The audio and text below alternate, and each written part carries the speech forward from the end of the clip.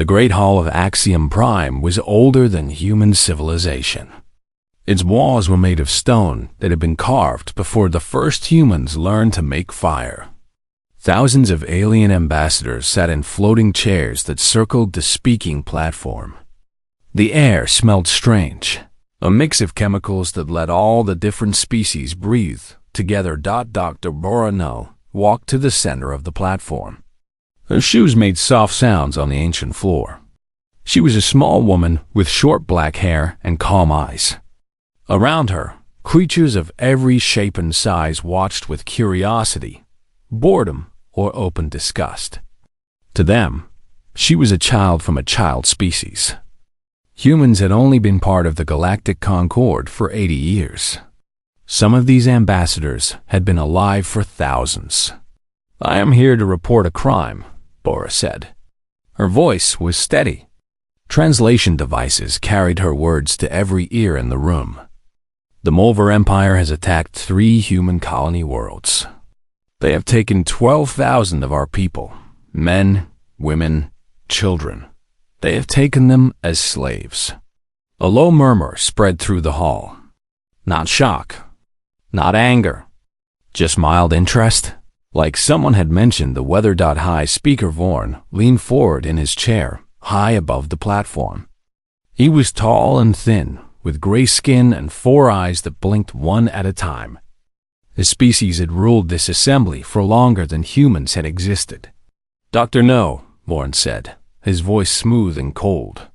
"The Mulver Empire is an ancient member of this Concord. They have their ways.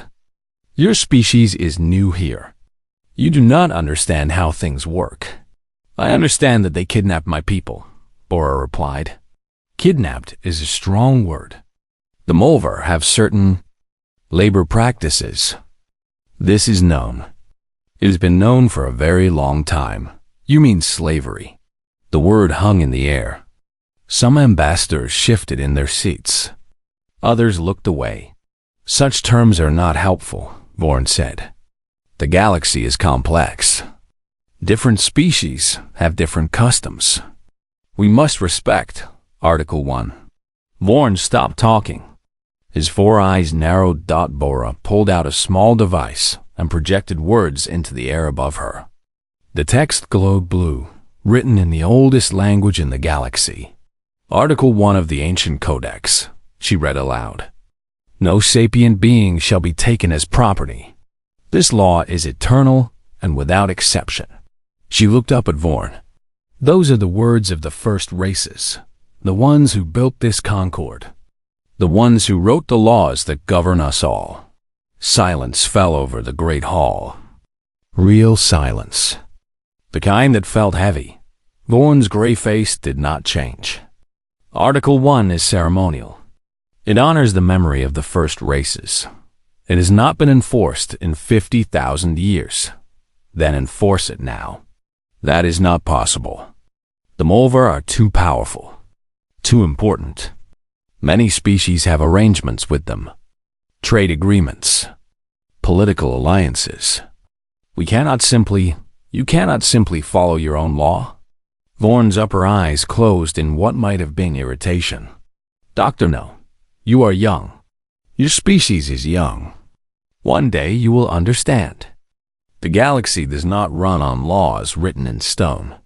It runs on power, on relationships, on practical reality." Bora looked around the hall. Thousands of ambassadors, thousands of species. Some of them had slaves of their own. Some of them had once been slaves. All of them sat in silence. "So Article 1 means nothing," she said quietly. "It is just words." "It is a beautiful idea," Vorn replied. "But ideas do not change the universe. I suggest you return to your government and advise them to accept reality. The Mulver take what they want. This has always been true. Protest will only make things worse for your people." Bora nodded slowly. She turned off the projection. She looked at the ancient floor beneath her feet, at the carvings made by beings who had believed in something better. "Thank you for your time," she said. She walked out of the great hall. No one tried to stop her. No one said a word. The journey back to Earth took 3 days. Bara spent most of it alone in her cabin, reading old reports. The Molvar had been taking slaves for 100,000 years. They had conquered over 200 species. Some of those species no longer existed. Others had been bred for specific tasks, their cultures erased, their histories forgotten. The galaxy knew. The galaxy had always known. And the galaxy had done nothing. When her ship landed on Earth, a car was waiting to take her to Fleet Command. The building was tall and white, standing on a hill that overlooked the ocean. Admiral Hante was waiting for her in his office. He was an older man with gray hair cut short and a face that showed no emotion. He had commanded human ships for 40 years.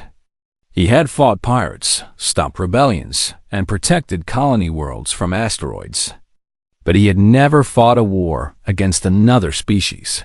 Bora gave him her report. She told him everything. The dismissal. The laughter she had heard as she left. The truth about Article 1. Hante listened without speaking. When she finished, he stood and walked to the window. Outside, the sun was setting over the Pacific Ocean. The sky was red and gold. How many? He asked. 12,000 confirmed. 3 colony worlds. They hit New Bizan the hardest. Mostly farming families. Children? At least 2,000. Hante was quiet for a long time. The sun sank lower. The first stars appeared. They told you the law means nothing, he said. They told you. We are too young to understand. Yes. Hante turned from the window. His face was still calm, but something had changed in his eyes. Something old and cold and very human. Show me the shipyard reports. Bora handed him a tablet. He scrolled through the data. 400 warships ready for deployment. 12 dreadnoughts. Thousands of fighters. The entire military strength of United Earth. It is not enough to defeat the Molvar completely, Bora said. Their empire has 10,000 ships. Maybe more. I am not trying to defeat their empire. Then, what are you trying to do? Hante set down the tablet. He looked at Bora with those cold, steady eyes. I am going to remind the galaxy why they wrote that law in the first place. He pressed a button on his desk. A communication channel opened to every military base on Earth and every ship in human space. This is Admiral Hante. Authorization code 001. Wake the Armada. I repeat, wake the Armada. We move in 90 days. He closed the channel. The office was quiet again. They will call us foolish, Bora said. They will say we are children picking a fight we cannot win. Let them. The Concord will not help us. I know. We could lose everything. Hante walked back to the window. The stars were bright now, scattered across the darkness like drops of cold fire. 12,000 people, he said softly, taken from their homes, sold like animals. And the galaxy shrugged. He shook his head slowly. No, we will not lose everything, because if we do nothing, we have already lost the only thing that matters. Bora stood beside him and looked at the stars. Somewhere out there, human beings were in chains.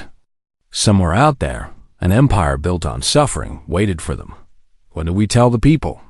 She asked. The truth. We tell them the galaxy forgot what justice means. And we tell them we are going to remind them. 3 months passed like a held breath. Captain Yuna Wu stood on the bridge of the UES, resolute, and watched the fleet assemble through the main view screen. Ships dropped out of hyperspace one after another, their hulls catching the light of distant stars. Destroyers and cruisers and carriers. Frigates built for speed. Dreadnoughts built for war. 400 ships in total, more than humanity had ever gathered in one place. It looks like a city, said Lieutenant Jin Su from his station. He was young, barely 30, with quick eyes and nervous hands that never stopped moving across his console. "It looks like a promise," Una replied. The Resolute was a heavy cruiser, one of the newer ships in the fleet. Its crew was trained and ready, but Una could feel the tension in the air. They had practiced for war. They had studied the enemy, but none of them had ever fired a weapon at another thinking being. None of them had ever watched friends die. "Captain," Jinsu said, "I have the updated intelligence on Molvar tactics. Do you want me to brief the senior officers?" "Brief the whole crew. Everyone needs to know what we are facing." Jinsu nodded and began preparing his presentation. Una turned back to the view screen. Somewhere out there, past the border, the Molvar were waiting. They had been conquering species for 100,000 years. They had never lost a war, and she was supposed to help change that. The briefing happened that evening in the main cargo bay. 300 crew members stood in rows, their faces lit by the glow of Jinsu's projections. "The Molvar fight with numbers," Jinsu explained. "They send wave after wave of ships until the enemy breaks. They do not care about losses. They do not retreat. Their weapons are powerful but slow. Their ships are large and heavily armored but not very fast." He showed images of Molvar warships. They looked like floating fortresses, covered in weapons and armor plating. "They have beaten every species they have ever fought," Jinsu continued. "They conquered the Thesa in 40 days. They destroyed the Virkith in a single battle. They have 10,000 ships and millions of soldiers." A young engineer raised her hand. "How are we supposed to beat that?" "We are not trying to beat their whole empire," Jinsu said. "We are trying to free our people. We hit fast, we hit hard, and we get out before they can bring their full strength against us. And if that does not work?" Jinsu looked at Una. She stepped forward. "Then we keep fighting until it does," she said. "The Molvar think we are weak because we are young. They think we will break because we have never fought a real war. They are wrong. We did not come here to lose. We came here to bring our people home." The crew was silent. Then, slowly, someone started clapping. Others joined in. The sound filled the cargo bay like thunder. Later that night, Una received a message on her personal terminal. It was from Dr. Borano, sent through a secure channel. "Captain Wu, I have made contact with a friend inside the Concorde. She is sending us information about Molvar positions and supply lines. The Concorde will not help us officially, but not everyone agrees with their decision. There are those who remember what the law was supposed to mean." Una read the message twice. A friend inside the Concorde. Someone was helping them. That was something. She forwarded the intelligence to Admiral Hante's flagship and went to sleep. The next morning, the fleet received orders to form up. The jump to Molvar space would happen in 12 hours. Una spent the time walking through her ship, talking to her crew. She found them in the engine room, in the weapons bays, in the medical center. She shook hands and remembered names. She told them she was proud of them. In the final hour, Admiral Hante's voice came through every speaker on every ship.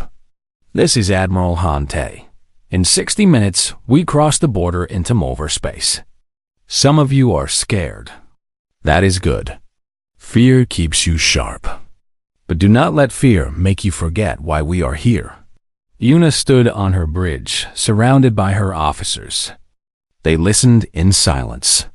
3 months ago, I read a report about 12,000 of our people taken from their homes. Men and women who were working their farms, raising their children, living their lives. Now they are in chains. Now they are property. The galaxy told us to accept this. The galaxy told us the law that protects them is just words on old stone. Hante's voice grew harder. I refused. And you refused.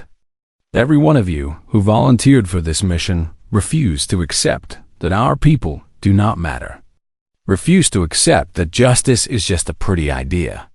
Refuse to accept that we are too young, too small, too weak to make a difference. Una felt her heart beating faster. The Mulver have never lost a war. They have never faced an enemy who would not break. Today, they face us. And we do not break. We do not surrender. We do not stop until every human in chains is free. The channel was silent for a moment. Then Hante spoke again, his voice softer now. I cannot promise you victory. I cannot promise you safety. But I can promise you this. Whatever happens out there, your names will be remembered. Your children will tell their children about this day. The day humanity crossed the border. The day we reminded the galaxy what the law was supposed to mean. He paused. All ships, prepare for jump. We move in 30 minutes. May fortune favor the brave. The channel closed. Una looked at her crew. Jinsu was checking his targeting systems. The helmsman was entering coordinates. The weapons officer was running final diagnostics. Everyone was doing their job, calm and professional, but she could see it in their eyes. The fear, the determination, the strange, terrible excitement of knowing that everything was about to change. Captain, Jinsu said quietly, coordinates are locked. We are ready. Una sat in her chair. She gripped the armrests and took a deep breath. Send a message to the fleet. Resolute is ready to jump. One by one, the other ships reported in. 400 green lights on her tactical display. 400 ships ready to follow Admiral Hante into the unknown. Jump in 60 seconds, the helmsman announced. Una watched the stars through the view screen. In a few minutes, those stars would be different. They would be enemy stars. Mulver stars. 30 seconds. She thought about the 12,000 people waiting for them. She thought about the children who had been torn from their parents' arms. She thought about the assembly on Axiom Prime, where the galaxy had shrugged and looked away. 10 seconds. The engines hummed. The ship trembled. 5, 4, 3, 2, 1. The stars stretched into lines of light. The Resolute leaped forward into hyperspace. Around it, 400 ships did the same dot. The human Armada crossed the border. There was no turning back now. 12 hours later, they would drop out of hyperspace above a Mulver slave world. 12 hours later, the first shots of the war would be fired. 12 hours later, the galaxy would learn that humanity was not like the other species they had conquered. But for now, in the strange silence of hyperspace, Una Wu sat in her chair and waited. She thought about the people she was going to save. She thought about the people she might lose. And she thought about a law written by beings who had disappeared long ago. A law that said no thinking creature should ever be property. A law that the galaxy had forgotten. We are coming, she whispered to no one. Hold on, we are coming. The human Armada dropped out of hyperspace like a fist punching through paper. 400 ships appeared above the planet Kethvora in perfect formation. The world below was gray and brown, covered with factory cities and processing centers. Smoke rose from 1,000 chimneys. Ships moved in orbit, loading and unloading cargo. This was a slave world, one of the largest in the Mulver Empire. Every day, thousands of beings arrived in chains. Most of them never left. Today, that was going to change. Contact, Jinsu announced from his station on the Resolute. 200 Mulver warships in defensive position. They are moving to intercept. Una studied the tactical display. The Mulver ships were huge, each one twice the size of a human dreadnought. Their hulls were black and covered with weapons. They moved slowly, but with absolute confidence. They are hailing us, the communications officer said. Put it through. A face appeared on the main screen. It was Mulver, with dark red skin and 6 small eyes arranged in a circle. Metals covered its chest. This was Warlord Kreth, commander of the Border Defense Forces. "Humans," Kreth said. His voice was deep and rough, like stones grinding together. "You have entered Molvar space without permission. This is an act of war. Surrender now and your slavery will be comfortable. Resist and you will suffer." Yuna looked at the face of the creature who had ordered the kidnapping of 12,000 of her people. She felt cold anger rising in her chest. "Admiral Hante speaks for the fleet," she said. "I have nothing to say to you." She cut the channel. For a moment, there was silence on the bridge. Then Jinsu laughed softly. "I think you made him angry, Captain." "Good." The Molvar fleet began to advance. Their weapons powered up. Energy crackled across their hulls. Admiral Hante's voice came through the command channel. "All ships, execute attack pattern Delta. Cruiser groups, focus fire on their engines and weapon systems. We want prisoners and witnesses. Dreadnoughts, protect the assault transports. They are our priority." Yuna leaned forward in her chair. "Helmsman, full speed ahead. Take us right through their line." The Resolute surged forward. Around it, 100 other human ships did the same. The two fleets raced toward each other. The Molvar fired first. Massive energy beams cut through space, bright enough to hurt the eyes. Human ships dodged and weaved faster than the Molvar expected. Some were hit. The destroyer Swift Justice exploded in a ball of fire. The cruiser Northern Star lost its engines and began to drift. But the human ships did not stop. They kept coming. "Return fire," Yuna ordered. "Target their weapon systems." The Resolute's gun spoke. Precise shots hammered the nearest Molvar ship, taking out its forward batteries. Other human ships did the same. They were not trying to destroy the enemy. They were trying to cripple them. Warlord Kreth watched in confusion from his command ship. "Why are they not killing?" he demanded. "They have clear shots. Why do they aim for engines and weapons?" His second officer had no answer. The truth was simple. The humans wanted prisoners. They wanted survivors who would go home and tell stories. They wanted the galaxy to see what happened when you took human children. The Resolute punched through the Molvar line, its shields flickering under heavy fire. Jinsu's hands flew across his console, coordinating targeting solutions with the other ships in his group. "Captain, I have a path to the slave processing stations. If we move now, we can reach them before the Molvar reorganize." "Do it." "Signal the assault transports to follow." Yuna's strike group broke away from the main battle. 20 ships racing toward the orbital stations, where slaves were processed and sorted before being sent deeper into the Empire. Behind them, the battle continued. Human dreadnoughts traded fire with Molvar warships. Explosions lit up the void. General Hanakim was waiting in the lead assault transport. She was a short woman with gray hair tied back in a tight knot. Her face was lined with scars from a dozen ground campaigns. Her soldiers called her Iron Grandmother. She had never lost a soldier she could save. 30 seconds to the station, the pilot announced. Hana checked her weapon one final time. Around her, 500 Marines did the same. They wore heavy armor and carried rifles designed to punch through Molvar defenses. "Listen up," Hana said. "The station has 12,000 slaves on board. Humans and others. We get them all out. We leave no one behind. Do you understand?" "Yes, General."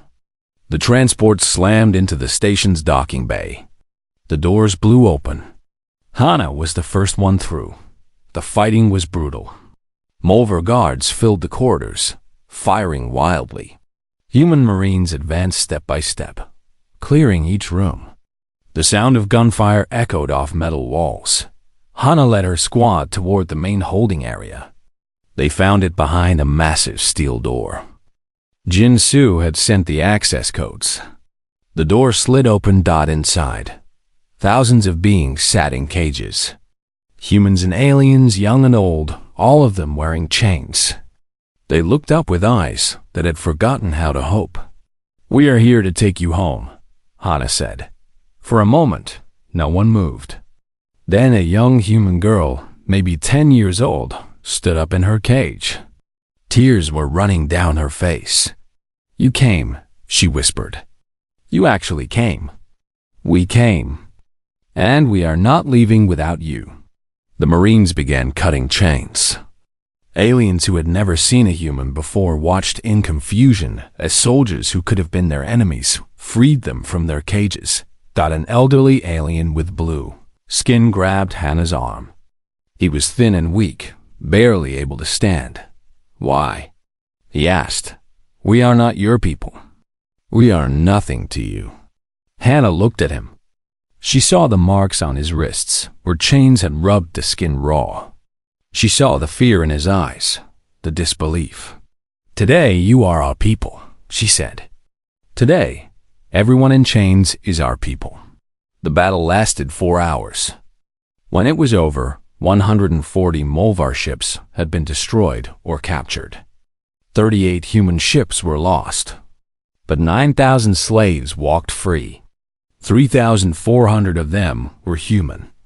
The rest were from species the humans had never met. Admiral Han Tae watched the rescue shuttles returning to the fleet.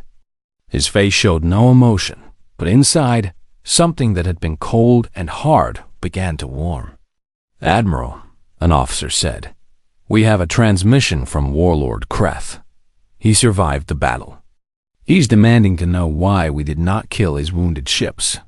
"What did you tell him?" "Nothing yet, sir." Han Tae considered for a moment. Then he opened a channel to the entire fleet and to every Molvar ship still able to receive transmissions. "This is Admiral Han Tae of the United Earth Armada. Today we freed 9,000 slaves from your processing center. We did not come to destroy you. We came to remind you that there are things more important than power. There is a law that says no thinking being can be property. Your empire has ignored that law for 100,000 years. We are here to enforce it." He paused. "Tell your leaders what happened here. Tell them we are not afraid. Tell them we are coming for every human you have taken. And if we find one more person in chains, we will come back and do this again.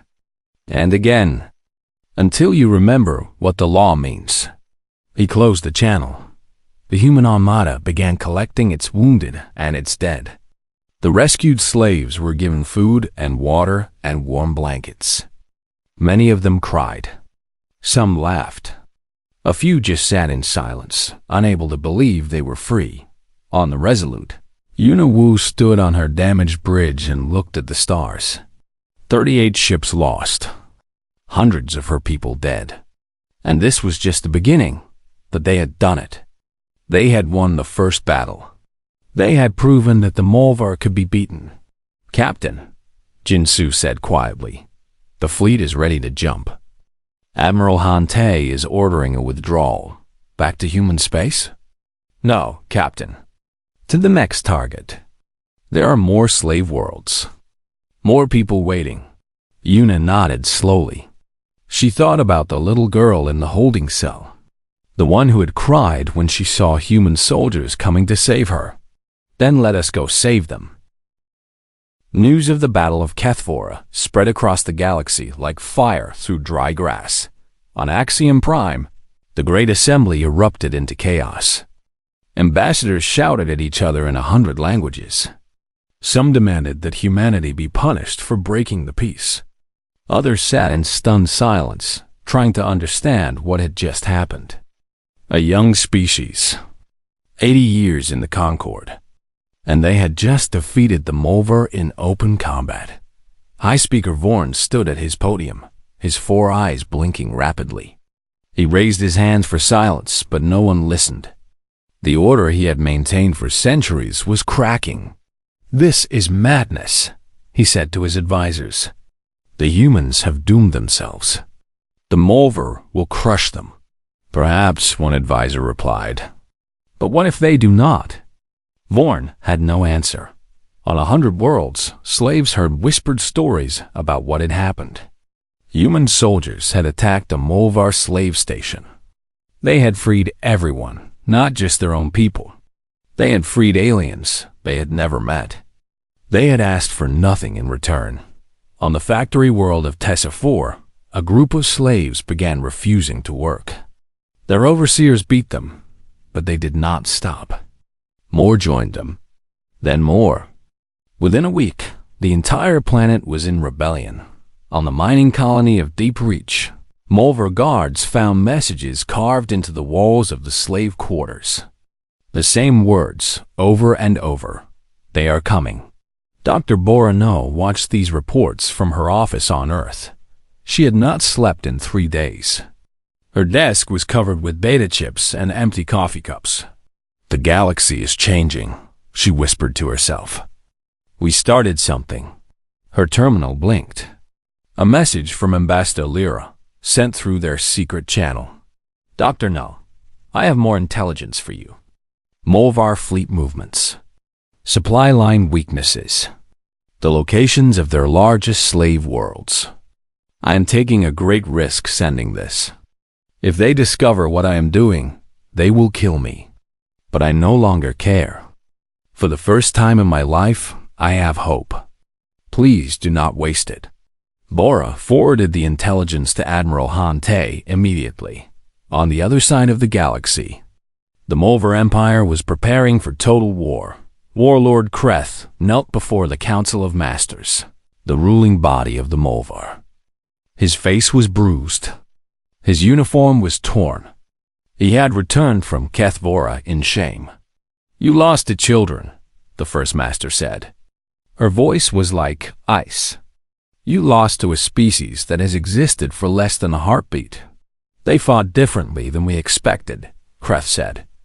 They did not break. They did not fear death. They cared more about saving their people than killing ours. Excuses. You have disgraced the Empire. Give me another chance. Give me a real fleet. I will burn their homeworld to ash. The First Master considered this. She looked at the other masters. They nodded slowly. You will have your fleet, she said. 1,200 ships. The largest battle force we have assembled in 10,000 years. You will find the human armada and destroy it completely. Then you will go to their Earth and make an example of it. Every human will become a slave. Their children will forget they were ever free. Krath bowed his head. It will be done. Admiral Han Te studied the intelligence reports in his quarters. The Armada was hiding in an empty star system, repairing damage and tending to the wounded. They had struck 3 more slave worlds since Kethvora.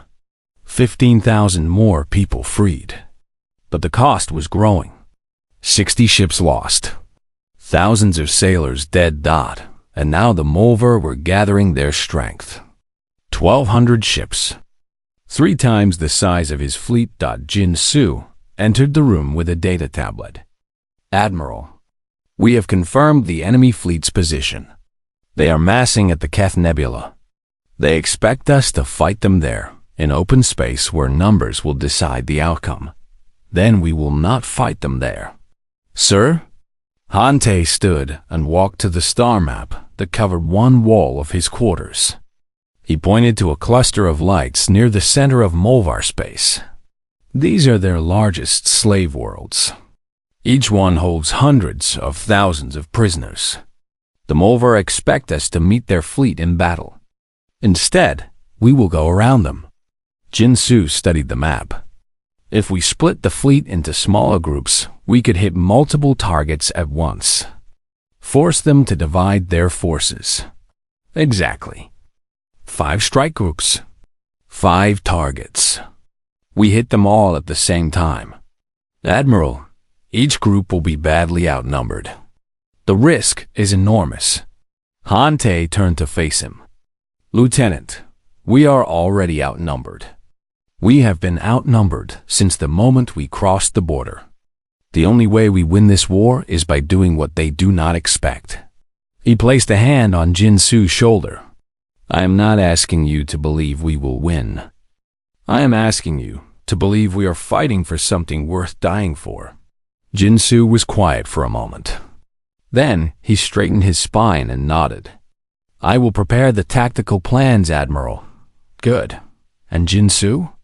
Make sure every ship understands the mission. We are not fighting to destroy them over. We are fighting to free their slaves. Every person we save is a victory. Every chain we break is a message. What message, sir? That the law is not dead. That someone still cares. That hope is worth fighting for. Captain Yuna Wu received her orders the next morning. The Resolute would lead strike group 3 against a slave world called Tenna Prime. 40 ships against an expected defense of 100. She gathered her senior officers in the briefing room. This is going to be hard, she told them honestly. We will be outnumbered. We will take losses. Some of us will not come home. She looked at each of their faces. Jinsu, who had become the best tactical officer in the fleet. Dr. Park, the ship's surgeon, who had saved 100 lives since the war began. Chief Engineer Day, whose teams had kept the Resolute flying through 3 battles. But we are going to save people, she continued. People who have given up hope. People who think no one cares about them. We are going to show them they are wrong. Captain, Dr. Park said, the medical bay is ready. We have expanded capacity. We can handle twice the normal number of wounded. And the rescued slaves? We will make room. Every spare compartment. Every corridor if necessary. Yuna smiled. Thank you, Doctor. Jinsu pulled up the tactical display. The defense fleet at Tenna Prime consists mostly of older ships. If we hit fast and hard, we can break through before reinforcements arrive. The key is speed. Then we will be fast. Yuna stood up. Signaled a strike group. We jump in 6 hours. Tell them to rest while they can. The officers filed out. Yuna stayed behind, looking at the star map. Somewhere out there, the Molvar were waiting with the largest fleet in their history. Somewhere out there, millions of slaves were praying for rescue. And somewhere out there, a galaxy that had forgotten what justice meant was starting to remember. We started this, she said quietly. Now we have to finish it. She thought about the words Admiral Han Te had spoken before they crossed the border. About how the law was not dead, just sleeping. About how someone had to wake it up. She thought about the little girl on Kathvora. The one who had cried when she saw human soldiers. The one who had said, "You came. You actually came. We are still coming," Yuna whispered. Hold on. We are still coming. In 6 hours, Strike Group 3 would jump to Tenna Prime. In 12 hours, the 5 strike groups would begin their coordinated assault. In 24 hours, the galaxy would learn whether humanity's gamble had paid off, or whether their brave little fleet had been destroyed. But for now, in the quiet darkness of the briefing room, Yuna Wu allowed herself to hope. The 5 strike groups hit their targets at the exact same moment. Across Molvar space, human ships appeared from hyperspace and immediately began their attacks. Slave worlds that had never seen war suddenly found themselves under siege. The Molvar commanders, expecting the humans to meet their main fleet in battle, were caught completely off guard. Admiral Han Te's plan worked perfectly. In 72 hours, 12 slave worlds were liberated. The Molvar fleet, scattered across the Empire, trying to respond to 5 different attacks, could not concentrate its strength against any single target. Warlord Kreth received the reports in growing fury. His grand fleet sat uselessly at the Keth Nebula while the humans ran wild through his territory. Find their main force, he ordered. They have to stop somewhere. When they do, we destroy them. He did not have to wait long. The human armada reunited at the edge of the system containing Keth Prime, the throne world of the Molvar Empire. This was where the Council of Masters lived. This was the heart of everything. 300 human ships faced 600 Mulvar defenders. It was the largest battle in recorded galactic history. Captain Yuna Wu stood on the bridge of the Resolute, watching the enemy fleet form up ahead. Her ship had taken heavy damage at Tenna Prime.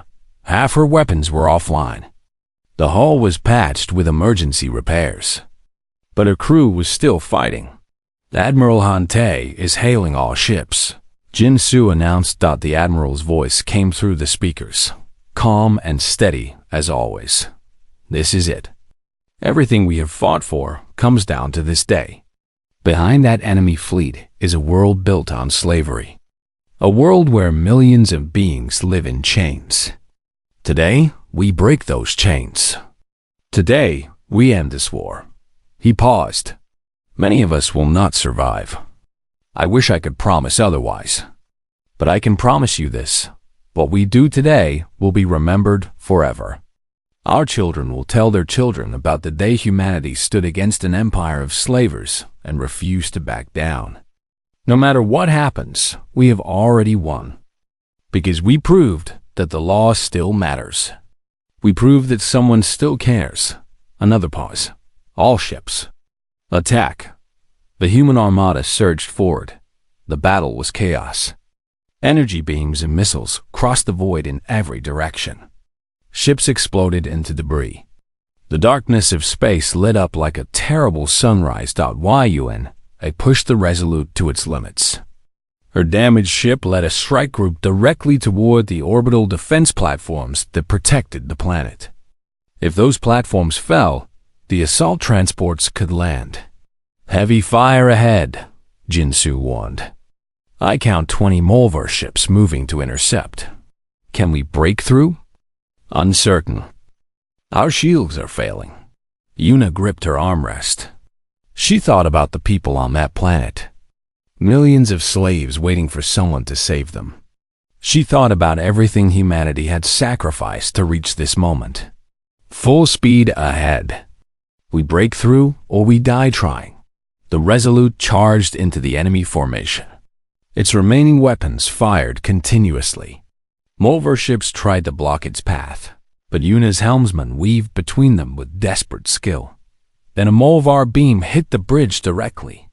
The explosion threw Yuna from her chair.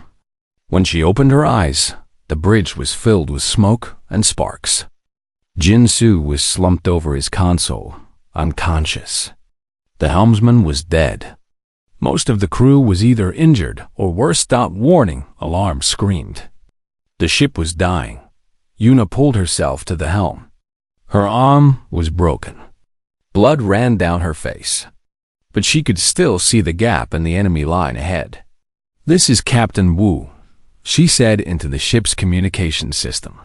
All crew, brace for impact. She pushed the engines to maximum. The Resolute shot forward like an arrow. A Mulvar destroyer tried to block her path. Yuna did not slow down. The Resolute slammed into the destroyer at full speed, both ships breaking apart on impact. But the collision opened a hole in the enemy line. Go, Yuna whispered. Go, go, go. Behind her, the assault transports flew through the gap she had created. General Hannah Kim watched the Resolute's final charge from the lead transport. She saw the ship break apart.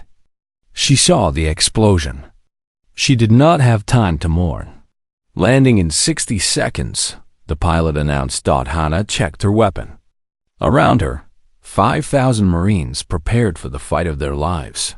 For Captain Wu, someone said. For Captain Wu. Others repeated. The transports hit the surface of Keth Prime like hammers. Marines poured out into the streets of the capital city. The fighting was savage. Mulvar soldiers defended every building, every corner, every inch of ground. But for the first time, the Mulvar faced an enemy that would not stop. Human Marines pushed forward through impossible odds. They died by the hundreds, but they did not retreat, and they were not alone. Across the planet, slaves began to rise up. They broke their chains with whatever tools they could find. They attacked their guards with bare hands. 100,000 years of anger exploded all at once. Admiral Hante watched from his flagship as the battle turned. The Mulver defense was crumbling. Their fleet was scattering.